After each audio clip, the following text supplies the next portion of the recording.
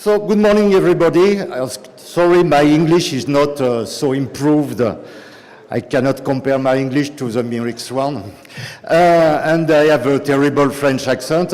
I'm very happy to be back in Georgia because I was in Georgia for my holidays last summer and I miss the Bassiani Club and the cows on the road. I love that. And, but I am not here to speak about my holidays, but about my job. So I am the project manager for nightlife policy in Paris, and I am going to explain you what kind of job is it. Okay, so Paris, it's a 2 million inhabitant city in the heart of a metropole of 7 million inhabitants, and we welcome 40 million of tourists each year. So many people, but the main attractive area at night are in the city center, and here you can see where it's yellow, that means that with a low density of bars and venues and so on, and when it's dark red, there are many bars, so it's for sure very noisy. And in red, it's the place when the people spontaneously use the public space to have picnic, to drink, and so on. And so it's mainly along the rivers and the channels, and it's a big park, and the little pink points are the station of night buses. So why do we decide to make a nightlife policy? Because of problems. In 2007, there was a new law forbidding the cigarettes in the venues. So all the people go outside to smoke their cigarettes, make a lot of noise, and the inhabitants were absolutely unhappy. And moreover, people more and more are outside of the city and of the venues to drink, to have fun and so on, and make a lot of noise also. So the inhabitants were really hungry, so they made pressure on the police, because you have to understand that in Paris, the police and the municipality are independent from each other. The police depends on the national government. So they make pressure on the police to close the venues. They started to do that. So after that, of course, the professionals, the nightlife professional complained about the situation, saying that Paris nightlife, exactly, they say Paris when the night dies in silence. And they make a petition to protest among these problems. And so the municipalities start to think about the situation and thought that we have to do something. So we organized in 2010 a big forum during 2 days and 1 night, and not an international forum, a local one. And we invite all the different stakeholders, about 1,000 people participate, so all the different services of the city, the police, the club unions, because we have several clubs and bars union in France, and the Association of Inhabitants, Prevention, Discrimination, Gender Equality, the Transportation Company, Tourist Office, and so on and so on. And we decided to have a global approach, not to focus only on the conflicts between the inhabitants and the bars. So we organized several thematic working groups during the forum on prevention, discrimination, transportation, urbanism, tourism, and so on. And here is the final result, the report of the forum. And after that, I go too fast, but anyway. After that, nothing really continued. And during the last municipal election in 2014, the current mayor promised during the campaign that she will, because it's a lady, she will dedicate a deputy mayor for nightlife, and she will create a nightlife council. So the deputy mayor is Frédéric Ocard, And in Paris, you have 20 districts, so he works with, in each district, you have an elected official in charge of nightlife also. So he works with these networks of elected officials at the local, very local level. And me, I have been recruited by the city as project manager, and I work in each department of the city with, how can I say, yes, a point of contact on nightlife in each department, transportation department, prevention department, and so on. It's organization. So about the Nightlife Council, we invited all the stakeholders to join, so the same people more or less than during the forum. This is the first meeting, and the mayor explains that now we have a permanent and participative body to develop this policy, and that the view of the city is to have a balanced approach between the needs of the inhabitants, all the inhabitants want to have fun, but between those who want to have fun, those who want to sleep, and the night workers, because we have hundreds of thousands of people who work at night in Paris. So a balanced approach, and also we want to have a diversified offer during the night, not only electronic music and alcohol, but also to have cultural, sport, and so on offers. And we invite all the participants to join different working groups, thematic working groups. And no, I'm not in the... Okay, so we have 7 working groups about new space for nightlife, prevention, discrimination, transportation, public security, trade and night workers, and promotion of nightlife. Okay, it seems that there is too many noises. But I am not going to make the police here. So, during 1 year, all these working groups make proposals. We try to bring consensus between the different stakeholders. And finally, we set up an action plan of 37 actions divided in 4 main lines. So to develop nightlife, to promote nightlife, to regulate nightlife, and also to participate in nightlife policy. And try, yes. And so now I just want to present you some actions, example of actions. For example, this year we set up a call for projects, an urban call for projects. That means that in the city we have underground place, tunnels, metro stations, parkings which are not used anymore. So we propose to the civil society to make projects, to propose projects mainly on nightlife. Of course, tunnels, it's absolutely perfect. And we are in the phase of selection, so we will have in the next years new spots for nightlife and underground, so no noise, and also in the city center.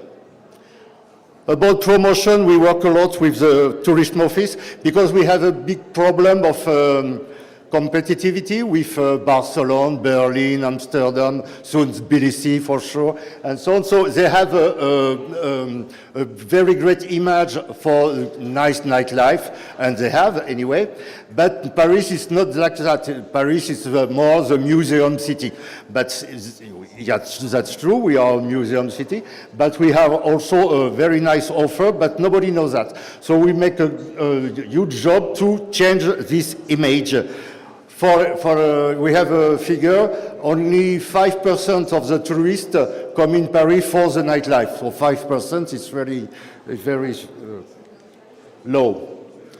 About the regulation, this map is showing the brown, how can I say, zone. Brown zone are the problematic zone during the night, problematic because there is noise mainly. And all the rest are the different action we put So, for example, we have some zone when it's forbidden to drink alcohol outside. We have some zone when we have a mediation association who intervene at night. So we have a sort of mapping of all we do. Also, we make animation. This summer, for the first time, we proposed to the people in the parks during the night to observe the stars. Not so many you can see in Paris because there is light pollution, of course, but it's really interesting and it was really a nice success. About 15,000 of people visits this animation. Okay. Okay. We also develop a campaign to raise awareness of the partygoers about the noise, about the cleanliness, about drink too much alcohol, or about sexual harassment. So it's an example of the campaign we had 1 year ago. So about this free thematic, so it can be on the spot in the nightlife areas, also on the social network, and you have also people who come of different organizations who come to meet partygoers outside and to exchange with them.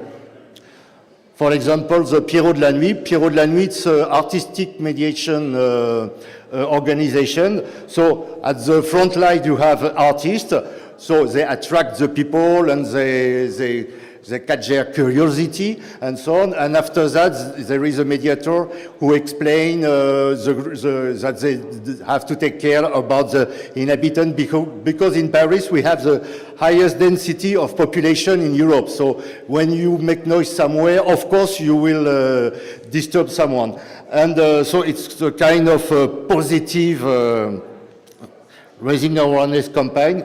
Fait éclair, it's dispositif, no, it's organization for drug, alcohol, and sex prevention in the party scene. So they act in the discotheque, they train the professional, and also they organize a spot like that in the streets. These people are the photo is during the day, but they work during the night. It's an antisocial behavior team of the city, and we have a nighttime unit, so it's very new also, and they produce fees. If you make too much noise, if you pee, if you throw your cigarettes, or if the terrace it's out of the authorized surface, a fee.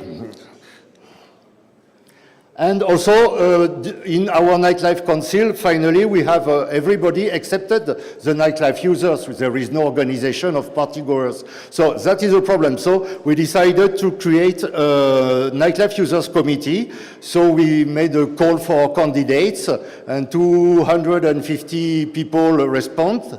And we randomly selected 15 women and 15 men, and now we work with them, and they develop projects, they meet the other stakeholders, and now they give the voice of the nightlife users in the Nightlife Council, which is, of course, very interesting. So in terms of communication, we have a Facebook group, a web page, we have a newsletter and so on, because it's important to communicate within the Nightlife Council. We also have, which is very important for us, is to exchange with the other cities in France and abroad, of course, the reason why I'm very happy to be here. And we organized last year a big conference in Paris on nightlife, policy. So about our strengths, I think the fact to have a dedicated deputy mayor, so an elected official to promote the policy, it's a strength. To have this global vision and this cross-cutting approach, it's also a strength for the nightlife. Also, this participative body of the Nightlife Council, it's a good thing. We are very lucky because in Paris we already have, the sector is already organized. We have clubs and bar unions, the inhabitants have strong organizations and so on. So it could be possible to start directly the job. and also the practice sharing, of course, with other cities. And the weakness, of course, but it's everywhere. We have contradictory interests between the stakeholders that for sure you can understand between the inhabitants and the bars, they don't have the same interest. We have, because it's a crisis, economic crisis, but it's an economic crisis since I am young, so it's a lack of human and financial resource, so we don't have. For example, personally, for my own job, I have only 200,000 euros, which is not a lot. Cross-cutting approach, it's a good thing, but it's very complex, and you are always you are not the priority of the other service, so it's very hard to push them. Yes, also the implementation timetable is very long. Of course, when the city starts to put in action some proposals of the council, it takes years, and the people, they want results now. And the inhabitants who want to sleep last night, of course, they cannot understand that they will have to wait 2 years to have the first results. So we have a great frustration, and also it's complicated to keep the partner mobilized after the designing phase, because when we implement, we cannot bring them together regularly to say what. But we organize General Assembly twice a year, so it's a good thing. And also, it's difficult to implement the policy in all the districts because it's a central policy, but each district, they didn't have this idea in mind. And also, we have a district from the opposite political party, but that doesn't mean that they are not very strong also. And I think it's finished. So thank you very much.